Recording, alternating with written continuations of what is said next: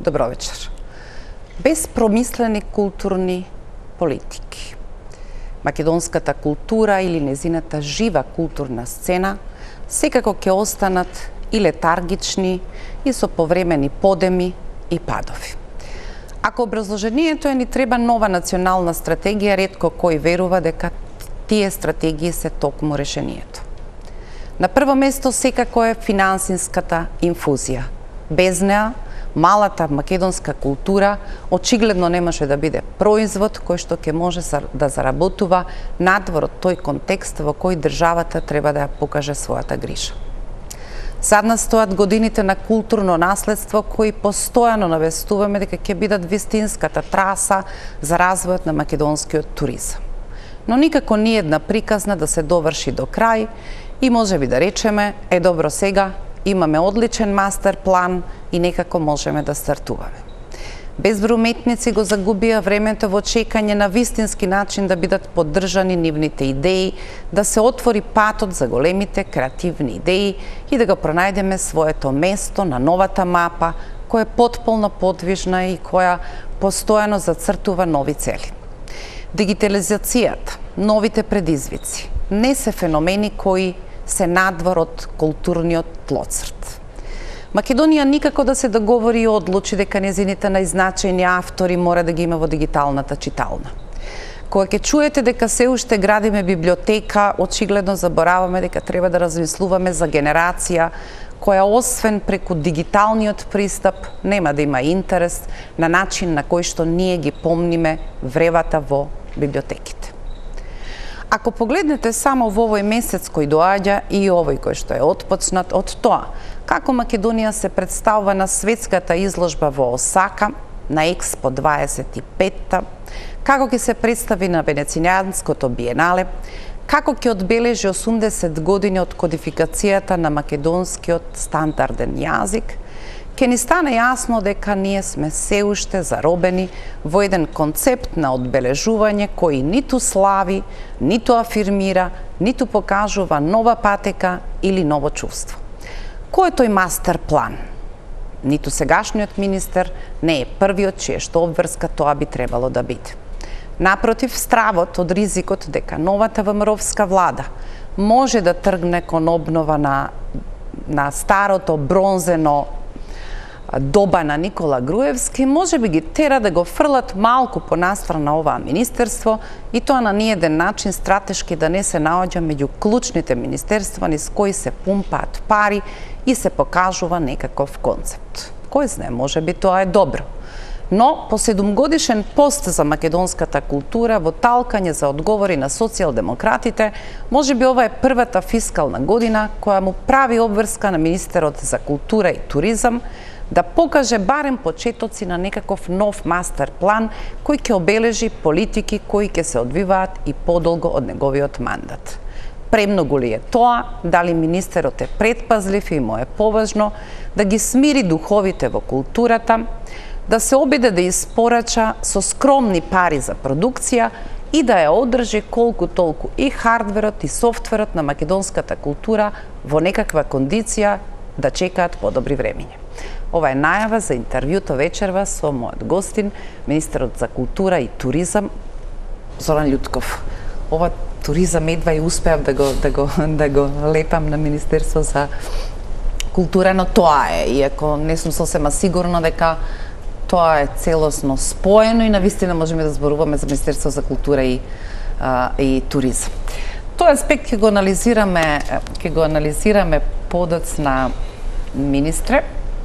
За почеток ќе патувате во Осака на Експо, вие сте само еден дел од представувањето, но ова што го добиваме како слики или амбиција на Македонија да се представи на Експо 25-та, едно 50 години доцнење од разбирањето што слави таа светска изложба на иновативноста, креативноста, одржливоста.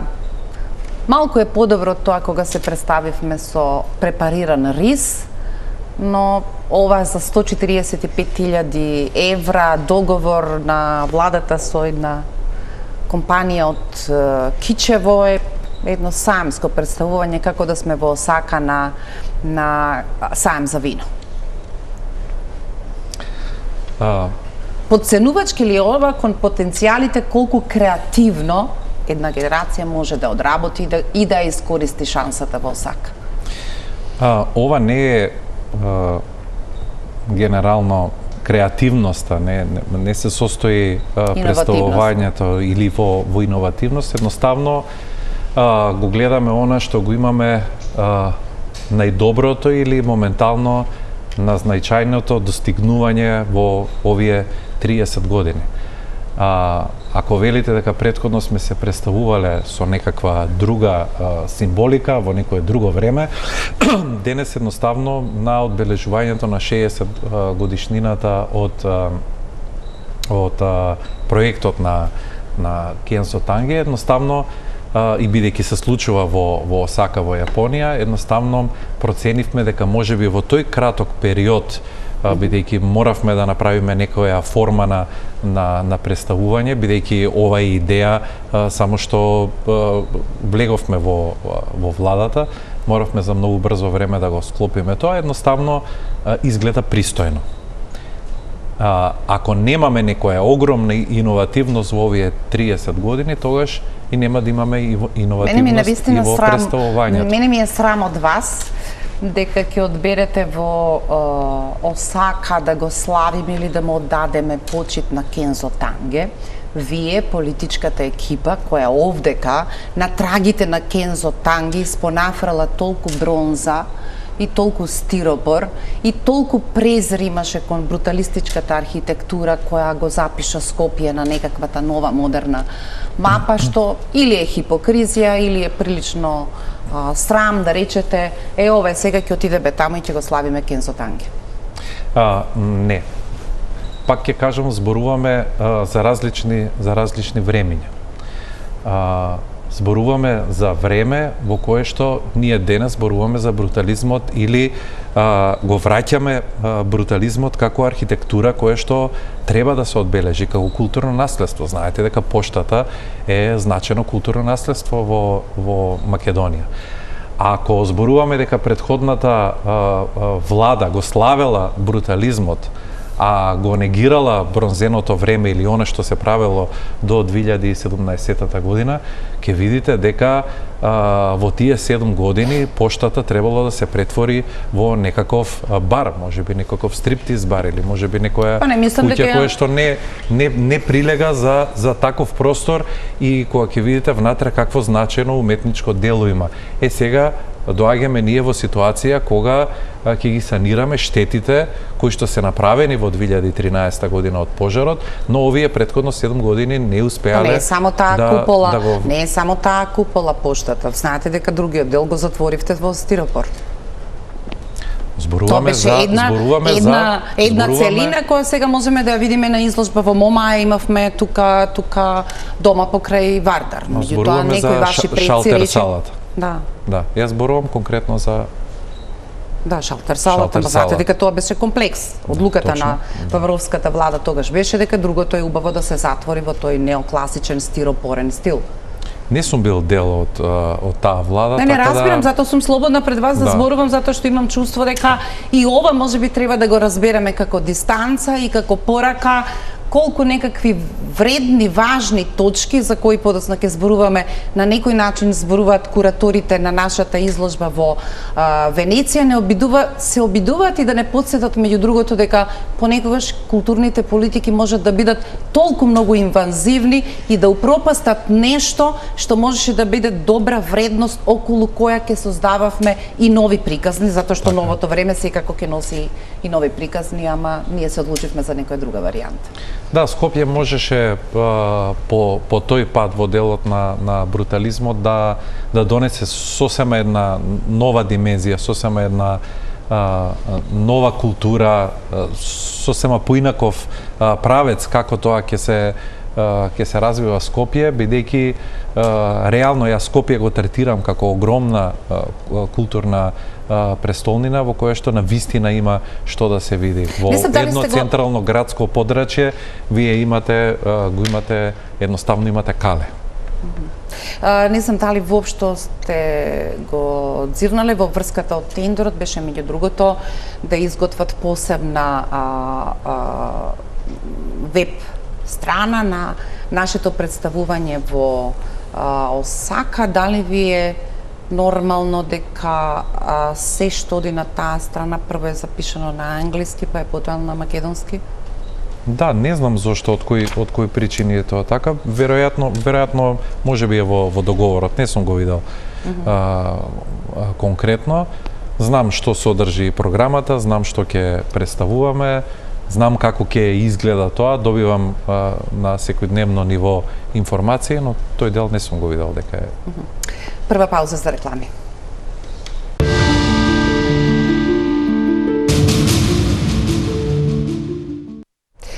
Министре, кога тргнавме веќе Експо и Кензо Танге, вистинскиот момент за тоа да го довршиме нашата приказна од следниот месец на Венецијанското биенале.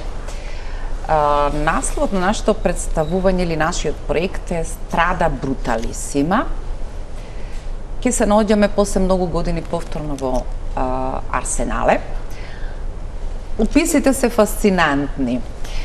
Визионерскиот мастер план на Кензо Танге, основата на оваа наша приказна на Венецијанското биенале. И што ми е важно како поука? Продлабочување на нашето разбирање за културниот и архитектонскиот идентитет и архитектонската интелигенција која е вградена во бруталистичкото наследство на Скопје. Кога не би биле овде и кога тие кои ќе гледаат изложбата во Венеција евентуално би знаеле како сме се однесувале кон тоа наследство, за кое сега, како се вели, се решаваме да се представиме, тоа е нашиот проект, можам ли да речам дека ВМРО ДПМН ова треба да го третира како приговор на совеста? Или некој ќе рече тоа е таква хипокризија да отидете на Венецијанското биенале со нешто што вие во делување и политика сте го уништиле во Скопје?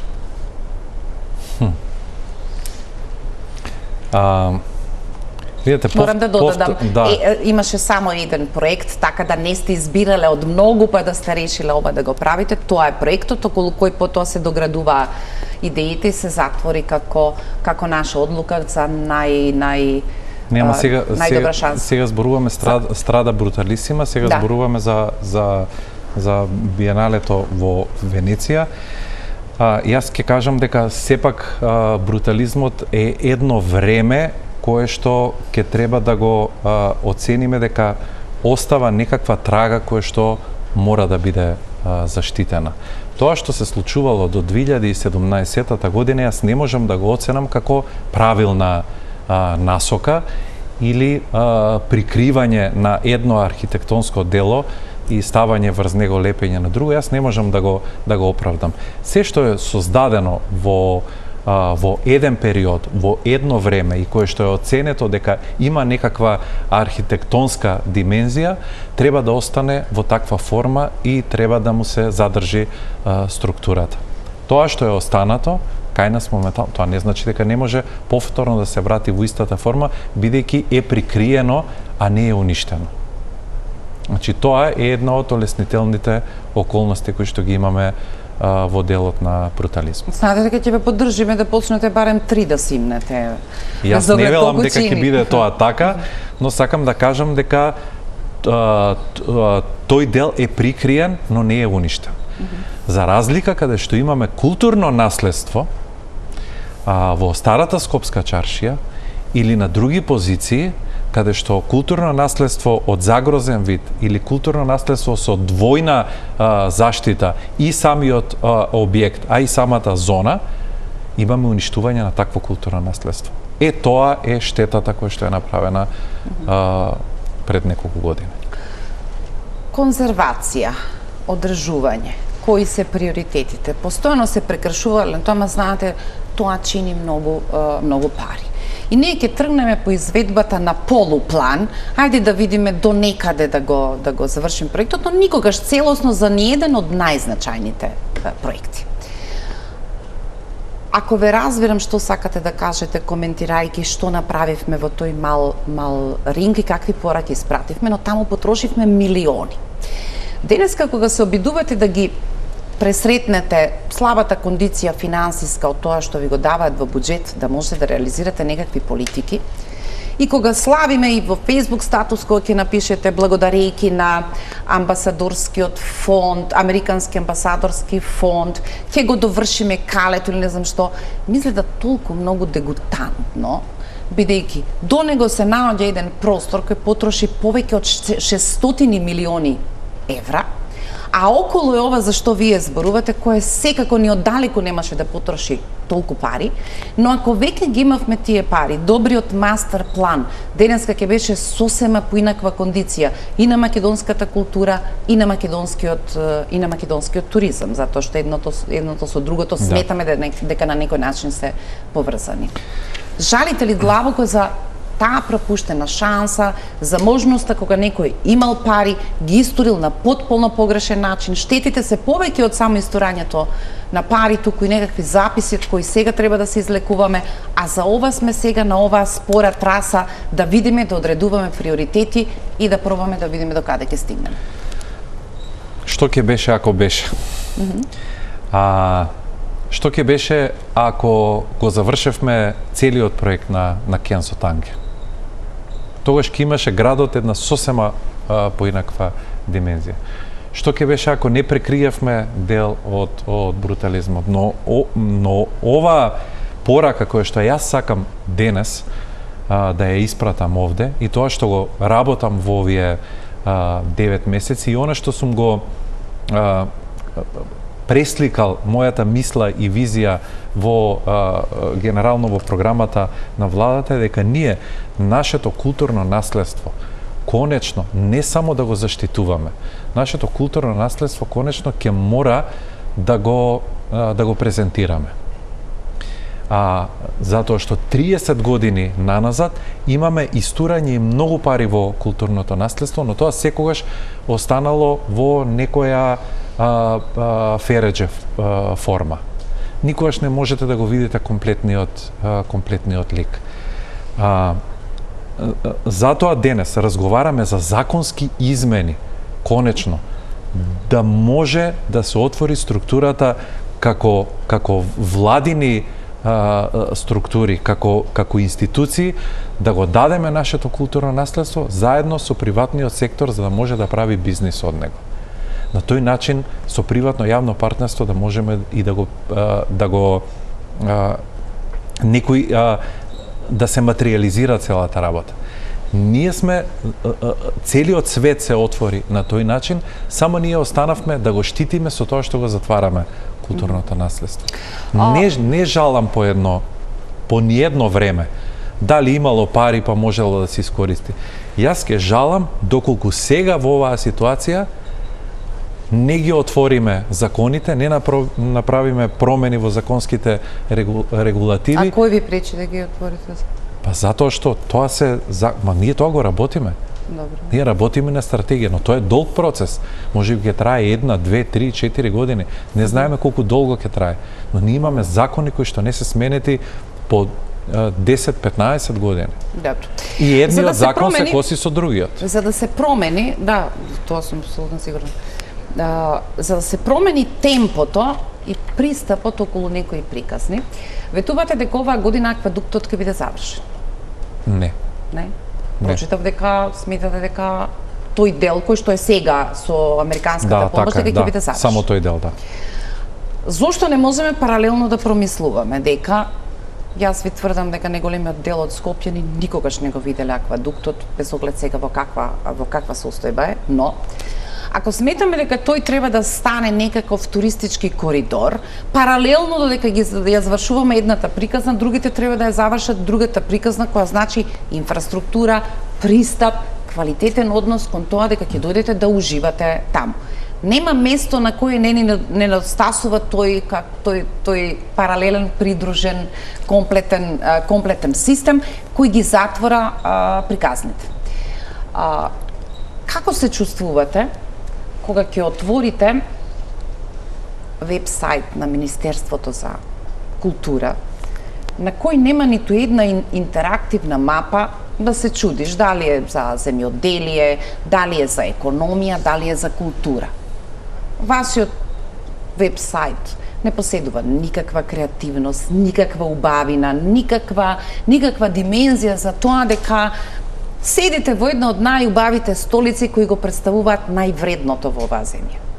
Нема ниту интерактивна мапа, еве да кликнеме, да видиме стоби, да не носи на друг линк, да можеме дури, како се вели, виртуелно да прошетаме низ тие простори, ако не можат сите физички.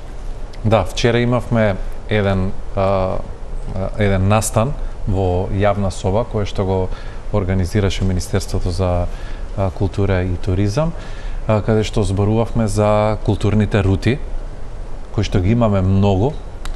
Вие ги одбравте винските? Не, ние имаме доста, имаме и винската, имаме и Кирил и Методи, така да можеме да создадеме и нови рути. Но во моето излагање, и во излагањето на професорите, што заклучивме? Дека ние години наназад создаваме рути, но не правиме стратегија како да ги посетиме тие рути. Ние ги формираме рутите на едно теоретско ниво, а потоа стратегијата, како треба да се презентира таа рута и како да се материализира тој дел го забораваме. Тука стануваме во истиот момент неспособни. Од тој аспект... Еве една нулта точка.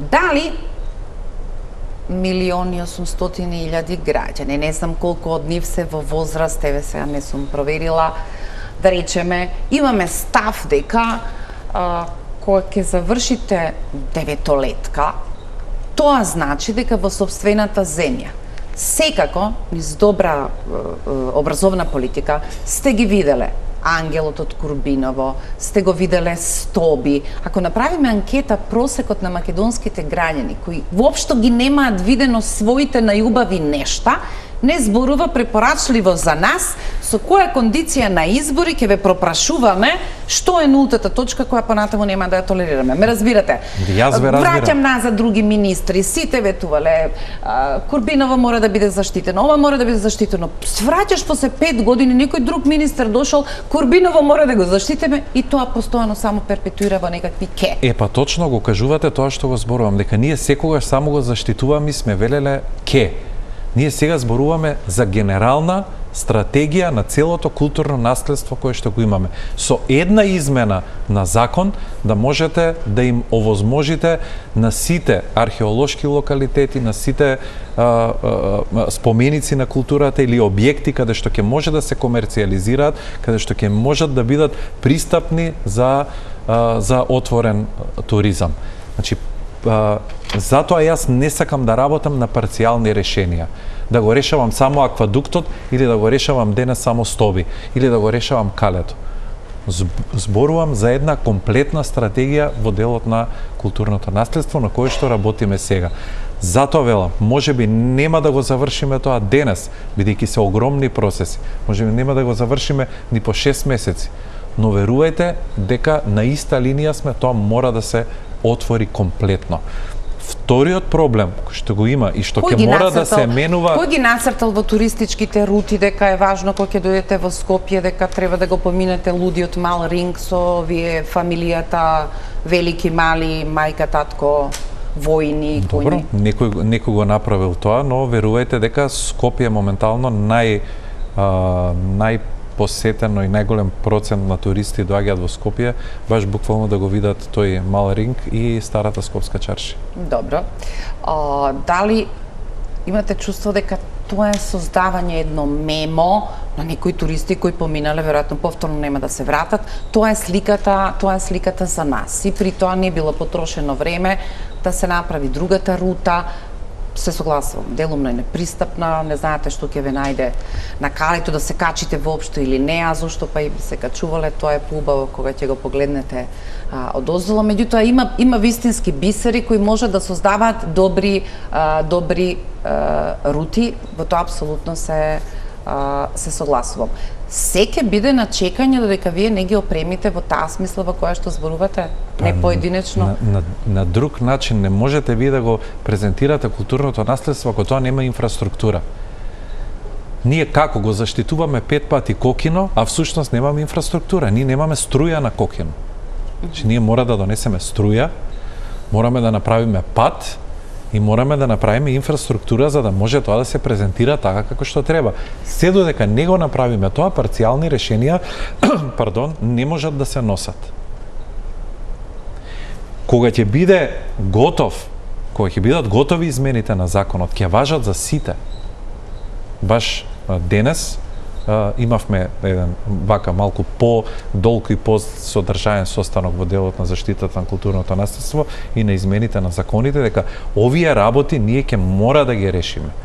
И не сакам да носам парцијални решенија или измени на законот само за одредени работи. Можеби ќе почекаме, но верувајте дека ќе биде многу чекањето ќе биде многу поисплатливо.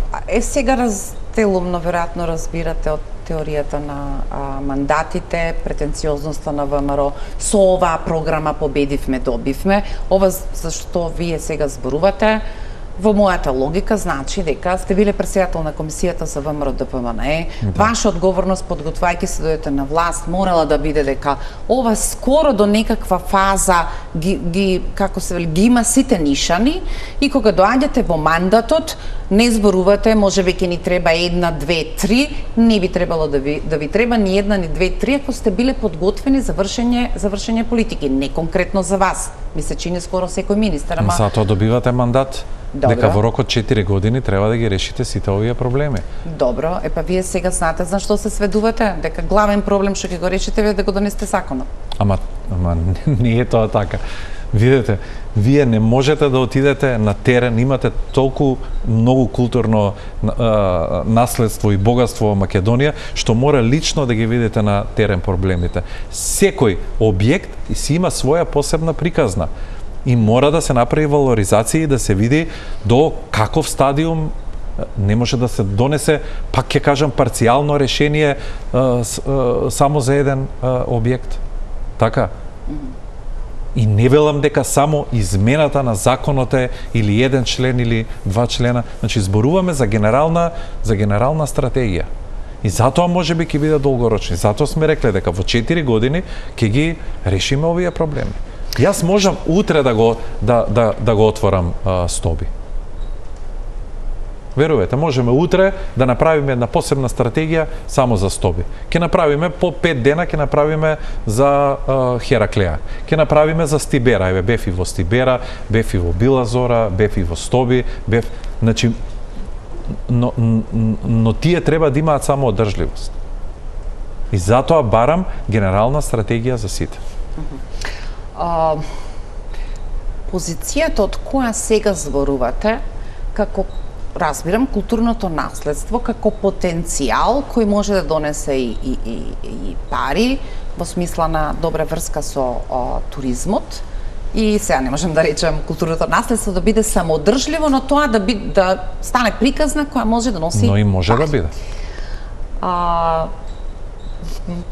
Да, добро. Парите кои што се потребни за да го одржувате тоа, да, во таа смисла може да зборуваме за самоодржливост. Ова ми го зборува министер, чија што структура на буџетот, не ексклузивно вашата, во наследство со години, е толку тажна приказна, во која процентот кој што оди на плати, кој што оди на одржување на хардверот, значи на инфраструктурата за културно производство, завзема повеќе од 85% од вкупниот буџет на Министерството за култура. Да бидеме точни, 81. 81? Да. Тоа е таа тажна приказна од култура без пари, во која вбризгувате, во која ги одржувате проектите, е невозможно да го покаже своето вистинско лице. И вие не сте единствениот исклучок, но ова е тажната приказна за македонската култура. Таа што ве одредува дека 13 милиони се за конкурс, и тоа е се. Ако ќе ги погледнете другите пари кои секој месец одат на плати, одржување, поправка на објектите, покажува дека ние сме постојано во лоша мерка што нас не е приоритетно. Да. Затоа велам дека ни се потребни стратегии долгорочни. Од 2019 година до лани, до 23-та поготово, се отворени 11 нови национални установи. Ако видите дека во 21-ва се правела некаква стратегија или се правела функционална анализа што прават институциите, колку придонесуваат во општеството, дали се театри, дали се музеи, дали се библиотеки, дали се локалитети,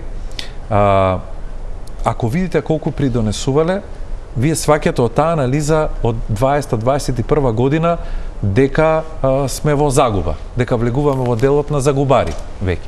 И вие тогаш одлучувате, наместо да намалувате во бројот на национални установи, или да правите некакво спојување, или да се прави некаква рационализација во делот на институциите, вие сте отвориле во рок од 3 години нови 11 национални установи.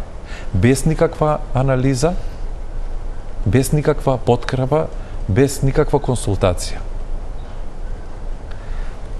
Тоа полека низ годините го оптоварува буџетот и не носи. Јас тоа го стопирав во еден момент. Сега, бидејќи ако влезете да вработувате сега во тие институции, кои што се отворени пред година дена, тоа ќе го оптовари буџетот да дојде до првото што кажавте, до 85%. И тоа е веќе неодржливо. Ние не сме влезени ниту во процесот за децентрализација онака како што треба. Ние немаме функционални анализи по установите реални во моментов така како што треба да е. И оној колективниот договор во 2019 година кој што се донесе исто без анализа како тој понатаму. Не велам дека е лош, велам дека е добар и дека би требало сите да имаат таков колективен договор.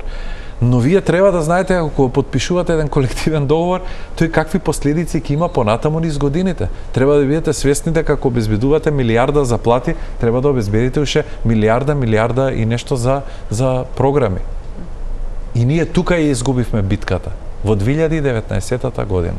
Кога решија социјалдемократите дека ќе го потпишат овој колективен договор, но дополната на средствата ќе ја прават со кратење од буџетските средства. И тоа се пресликуваше се до 24-та година до ребалансот на буџетот, каде што го стопирав. Зошто во оваа фискална година ми беше очекувано и така пишуваше во вашата изборна програма дека за да се надомести овој лош баланс, Министерството за финанси ќе планира по 1 денар од акцизата кој ќе оди на сметката за култура и ќе биде наменет за продукција, производство. Иако зборуваме сега за 13 милиони поделени овие во последниот конкурс, веројатно ќе зборувавме за двојно повеќе. Бидејќи ако е 50 милиони за 4 години, тоа е таа отприлика сума поделено годишно. Министерството за финанси нема таква одлука. Оваа фискална година не е со 1 денар од акцизата за култура. Точно е, бидејќи за да се расчисти тој баланс, тој реално голем дел од тие средства и влегоа дури и во 24-та година, тој денар, бидејќи не е озаконет како денар дека ќе влезе во буџетот, но со ребалансот на буџетот во 24-та година во јули месец се обезбедени околу 400 и нешто милиони денари плюс. Ако кажеме процентуално дека со денарот од акцизата некаде беше пресметката дека ќе бидат 750 милиони, но подоцна излезе дека се некаде околу 560 милиони денари. Ние реално тие средства ги вбризгавме во 24-та година. Во што ги вбризгавте? Немаше нов конкурс, нема ништо. Значи, немаше, но 250 милиони со ребаланс на буџетот обезбедивме повторно заплати. Ама не, јас ви зборувам дека 1 денар од акциза директно требаше да оди во поддршка на продукцијата и на создавањето на културната сцена, а не во порамнувањето на сметките на подобар начин во Министерството за за култура. Но јасно е, во 24-та година мораше да се случи тоа. Мораше тие средства да одат таму. Како иначе ќе го поднесеме притисокот за платите. А програмите веќе беа определени на почетокот во февруар. Не можеше да има, да.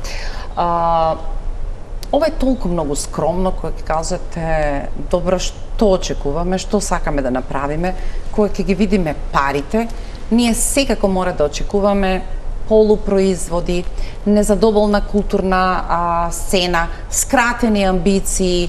Некој би рекол, па добро, толку е нивната креативност, а ми се чини, бидејќи доаѓате од таа приказна, во заднина знаете дека за добрата, одлична театарска представа, поддржана модерно, технолошки, исто така бара многу пари. Кога ќе ги погледнам сумите кои што ги добиле авторите за издавање на книга, па некако свелам, па добро, нека бидат на 2 години, ама кога ќе му ги дадете парите, да знаете дека на вистина ќе добиеме книга. Парите кои ги добиваат, се не знам, во фотокопирница да изработите нешто при што нема да го платите ниту авторот за корицата.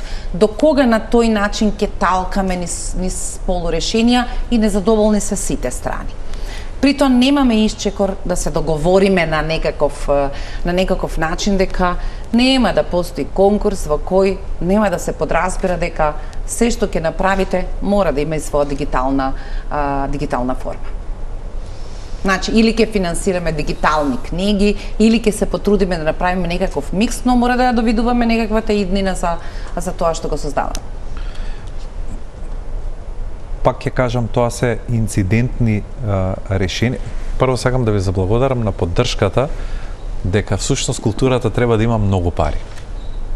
И дека не е ефтина, но дека ќе мора да биде малку и разумна.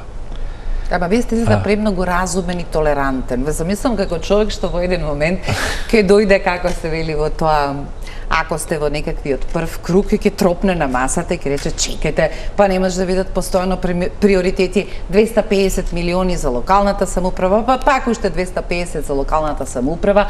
Ова ги надминува и асфалтот, и сантиметрите, и тендерите, и кражбите, и дека мора да биде во 4-5 најважни нешта што треба да ги менаџираме. Да, и ќе биде.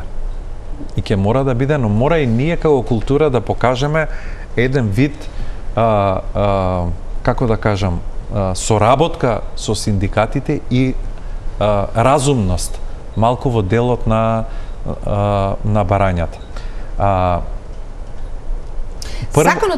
Законот ли ви забранува да се биде строг и правичен? Претходно кога бевте на интервју, нешто зборувавте дека ќе размислувате на таа патека. Се повеќе луѓе има кои што велат дека платите се сосема коректни за наши околности, меѓутоа ангажманите кога ќе ги провериме, дали е тоа во театрите, дали е тоа во музеите, најчесто скоро да не добиваме соодветен одговор. Имате актери кои буквално не добиле никогаш ништо во поделбата, тие примаат истата плата, имате кустоси, куратори во институции во кои не се случува ниту една изложба. Тоа е исто еден од можеби главните проблеми, бидејќи се размислува постојано за висината на платата, а никој не се труди да размисли малку и што е она што треба ние да го продуцираме како Министерство за култура. Програмите се, според мене, најважното нешто кое што мораме ние да го обезбедиме. Платата е сосема солидна. Но не сакам да ја третирам културата дека доаѓа во моментот на еден вид загубар кога се работи за платите. Затоа велам дека ни треба комплетна стратегија. Се случува, Македонија е единствената земја по број на жители на можеби во Европа која што има 72 национални установи и 46 локални кои што на ниво на плата е врзано низ цела држава. Значи не постои земја во Европа која што е толку мала по број на жители, а има толку многу национални установи. Србија има 25 национални установи. Значи, кај нас целиот систем е погрешен. Ние на тоа мора да работиме. Ние можеме да побараме и 10 10 милиарди да побараме во културата. Но ако системски не се реши овој проблем, повторно ќе се изедат и тие средства. Ги ставивте националните институции на делегиран буџет, тоа би требало да значи тие не се на конкурс, не е определено однапред што оваа година ќе работат, оставено им е на некаква автономија за да може да се покаже и менаџерските способности, нивната креативност и нивната желба да одберат што ќе прават. Но и тој така наречен делегиран буџет во принцип не е кој знае што во кој што тие можат да се опуштат да видим. Велите 57 премиери ќе излезат оваа година. И веројатно ќе останеме по старата навика, ние ги финансираме сите заедно, вие ги распределувате. Премиерата на Струмичкиот театар, може би никој друг освен на фестивалот Војден Чернодрински нема да ја види. Представата на Драмски театар ќе гостува во некаква рута, ќе помине низ Југославија, можеби нема да ја видат ниту во Велес, ниту во Струмица, ниту во Битола.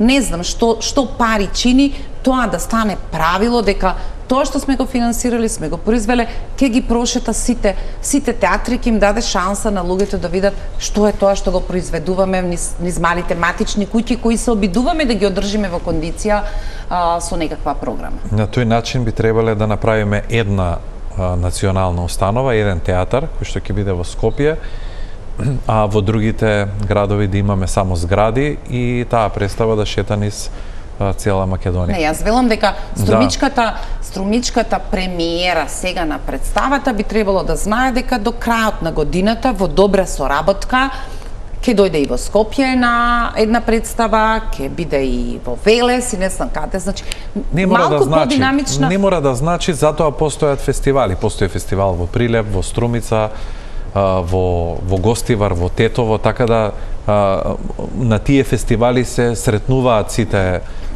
продукции. Морам да кажем, ова за делегираниот буџет е добра работа затоа што делегираниот буџет е всушност почеток на она што го зборуваме поголема продуктивност и самоодржливост на тенденцијата кон самоодржливост на објектите.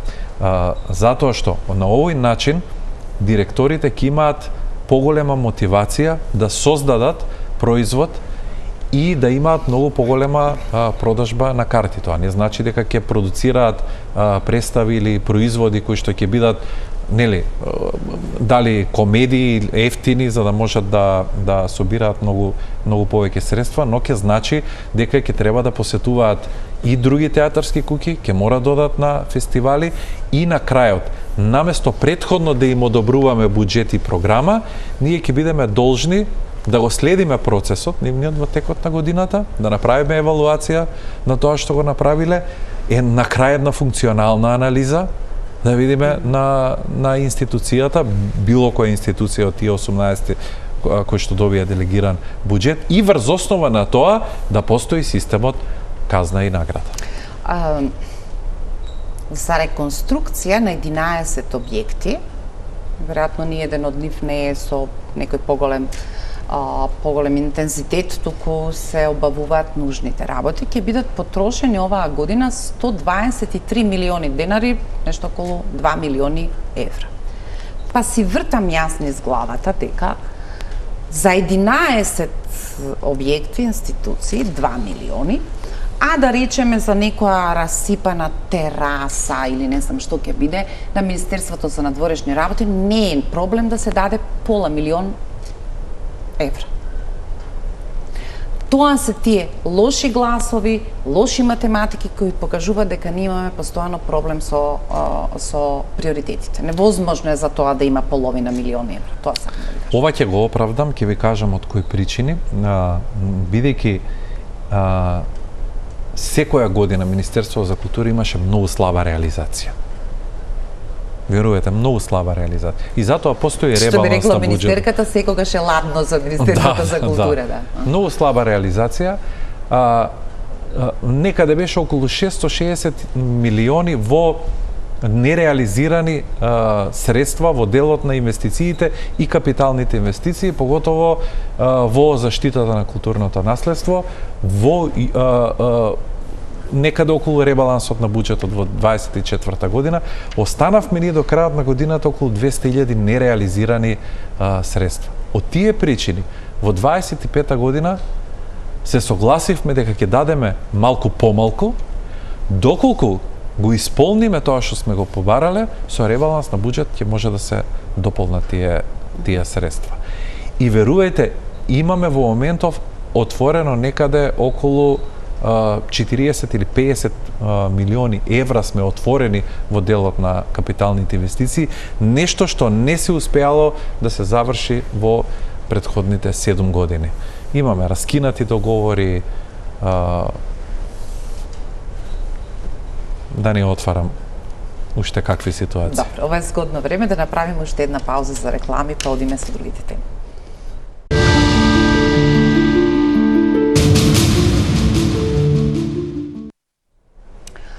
А 80 години, 5 мај, ден на македонскиот јазик од 2019 година официјално. 80 години од кодификацијата на македонскиот стандарден јазик и во јунија исто така 80 години од правописот на македонскиот јазик. Ја разгледав програмата. За мој вкус е прилично конзервативна, како да не го препознава прашањето, позицијата на оваа тема, затоа што е се внатре, се е дома, се е разместено по некакви наши институции. Веројатно, освен да го славиме, имаме потреба да го почувствуваме моментот дека 80 години е одличната прилика кога надвор по нешто можеме да направиме околу оваа приказна. Имавме електорати во многу од земјите, можеби е згодна прилика да се вратиме со осмислен концепт и да се покажеме во таа смисла во годината на јубилеот и надвор. Програмата за 80 години кодификација од македонскиот јазик е всушност програма која што е базирана врз основа на сите програми, програмски активности кои што се одобрени во делот на националните установи кои што или установите кои што учествуваат во цел овој процес. Што направивме ние? Секоја институција која што има конкурирано за свој проект, значи ние не измисливме, ова не е нова програма или не е дополнителна програмска активност за одбележување на овој ден или цела година. Направивме координативно тело кое што всушност ќе ги обедини сите овие институции кои што го третираат македонскиот јазик и од целата нивна програма ќе успее да обедини еден процес. Очигледно не се разбираме. Јас сепак мислам дека вие подеднакво припаѓате на групата која се бави со политика. Вие упорно ни објаснувавте под каков притисок е македонскиот јазик, што мислат таму во Брисел, што мислат соседите. Очекувам кога опишувате свечена академија, покровител е шефот на државата, некако да препознам од програмата дека таа вечер во Скопје ќе бидат председателот на Европскиот совет, шефицата на европската дипломатија, дека тука ќе биде председателката на Европската комисија, дека ќе подканите председатели на држави. Понекогаш можеме да ги измислуваме настаните или да ги поттикнеме или да се организираме, затоа што имаме потреба да покажеме нешто што нас не е важно. А зошто мислите дека можеби не се поканете? А мисле, затоа што е задутре колку? 5 мај. Па не е задутре тоа. Тоа е за 3 недели. и не би се согласил дека е конзервативна. Можеби вас ви изгледа дека е конзервативна, но ќе кажам можеби и добро што е конзервативна, затоа што ако не беше конзервативна, видовме во последните 7 години каков беше третманот кога е модерна и кога е прогресивна. Со модерниот и со прогресивниот пристап, всушност ние го изгубивме македонскиот јазик и мислам дека можеби конечно треба да се вратиме на конзервативната варијанта. Подготвувајќи се за оваа година да си речете, па добро, сега во годината во која славиме 80 години од кодификацијата на јазикот, не можам да си дозволам да бидам заглавен, никој да не може да ме разбере што зборувам во изјава кога опишувам судир во 2 закони кои треба да се испеглаат за да може да профункционира законот за македонски јазик. Јас разбирам во што е проблемот, меѓутоа поголемиот дел од другото и не треба да ги интересира. Тоа е прашање што мора да го решите. Ако кон тоа имате став, сакам на 5 мај кога ќе ја правиме прославата, низ конкретни работи за кои гласал нашиот парламент, да покажеме дека ова е политика што ќе ја применуваме. А зошто мислите дека тоа не е така? А колку завчер рековте дека уште има проблем. Што има проблем? Има проблем за да профункционира законот. Кој закон? Вие дававте изјава за македонски јазик. Не, законот за македонски јазик функционира. Што е сега проблемот? Е во ред. Нема никаков проблем со законот за македонски јазик. Скоро со сите закони проблемот беше усогласувањето. Усогласување промената Министерство за култура во Министерство за култура и туризам. Бидејќи се отворија многу нови институции и се усогласувавме со законот за Зороду, имавме еден процес во 6 месеци каде што ги усогласувавме буквално сите закони со Зороду. Јас не гледам дека има проблем со македонскиот јазик. За да се ефективно за да се применуваат сите делови од јазикот, се чека да се заврши, сите делови од законот за јазикот се чека да се заврши ова да има многу согласувања во делот на јазикот и се разбира и отварањето на инспекторатот за македонски јазик. Потоа следуваат и вработувањата во институциите. Секоја институција ќе треба да добие и свој лектор. На крај сме само кратко да ми кажете, мојот впечаток е дека целата приказна со универзална сала, ничија куќа, ништо куќа, изгоре некаде на почетокот од интензивната обидот за обнова на универзалната сала. Знаеме процедурата, рековте дека ова според е незаконско превземање, тука застануваме, мојот впечаток е дека политички го чекате завршувањето на изборите и тоа треба да биде круната на некаквиот нов мандат на ВМРО-ДПМН во секој поглед, еве дури да не е така. Дали универзална сала е проектот кој што ќе стигне за 2028 кога Скопје е европски град на културата? Да, точно, ќе го потврдам тоа дека за многу брзо време ќе се распише јавната набавка за изградба на универзална сала и дека до 28 година ќе биде готова.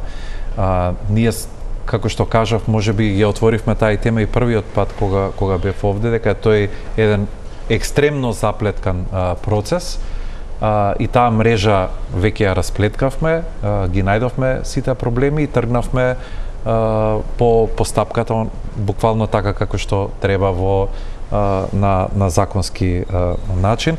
Моментално на терен е компанијата која што ја испитува челичната конструкција. Направивме промена на законот каде што можеме да градиме наместо само национални установи и исправката да можеме да инвестираме и во локални установи. Се прави цела ревизија на проектот, нова проектна документација во која што ќе бидат вклучени и партерното уредување и интериерот во универзална сала, бидејќи немавме проценета вредност на објектот, ние не знаевме колку чини во претходната документација, сега ќе имаме и проценета вредност и ќе распишеме јавна набавка со клучна рака. Не знам колку пари ќе бара, не знам колку време за нов некаков договор што да се прави ќе бара, но новите генерации заслужуваат се што поседуваме по принцип како што преведувавме други автори, најважните од светската литература, сега најважните од нашите да почнеме да ги подигаме во дигитална форма. Во скоро сите области тоа е веројатно бескрајно тешка и скапа и предизвикувачка задача, но некогаш мора да се почне. Затоа имаме Министерство за дигитална трансформација. Министерство за дигитализација, како се вика потребно. Мислам дека тоа е еден знак дека ние полека ќе мораме да се дигитализираме. За да стигнеме до дигитална трансформација, ќе мора прво да се дигитализираме. Во светот каде што веќе вештачката интелигенција силно напаѓа, ние сме, морам да кажам, во многу уназадена фаза. Ние сме фосили. Да, но во секој случај и тоа што сме го ветиле на избори, а и со тоа што отворивме такво министерство, мислам дека ќе треба да биде јасен сигнал дека на тој пат ќе бидеме многу брзи. Не знам што специјално ви треба од Министерството за дигитална трансформација. Ми се чини дека одлуката е став и културна политика во која ќе кажете, се разбира, да, ама семно сега таа Веберовска поза, не сум сигурен, подобро да не тргнуваме, не може да функционира во се. Не може документацијата на македонската радио телевизија да остане уште не знам колку време комплетно неподигната во дигитална форма со апсолутна методологија на запишување, затоа што на тој начин уништуваме видео архива на државата. И ако продолжиме веројатно на тој начин да го пронајдеме вистинското време и многуте пари, никогаш нема да стигнеме до таа шанса. Да, има некои институции кои што се побрзи во тој процес. А тоа е дигитализацијата на библиотеките, например Националната универзитетска библиотека Свети Климент Охридски, во процесот кој што е започнат од, ми се чини дека е некаде во 2008 година, до сега се издигитализирани некаде околу 1 милион дигитални објекти, ракописи, печатени книги и така натаму. Голем дел и од дневните вестници како Вечер и Нова Македонија, но секако тоа е една одлука која што, пак ќе кажам дека чини многу пари, која што ќе треба да не трансформира во едно современо општество, но тоа може да си го дозволат и институциите кои што ги имаат и капацитетите за такво нешто. Исто и тоа е доста проблематично на кое што ќе треба да се размислува. Охридско лето веројатно ќе следат сега најавите што се не очекува таму.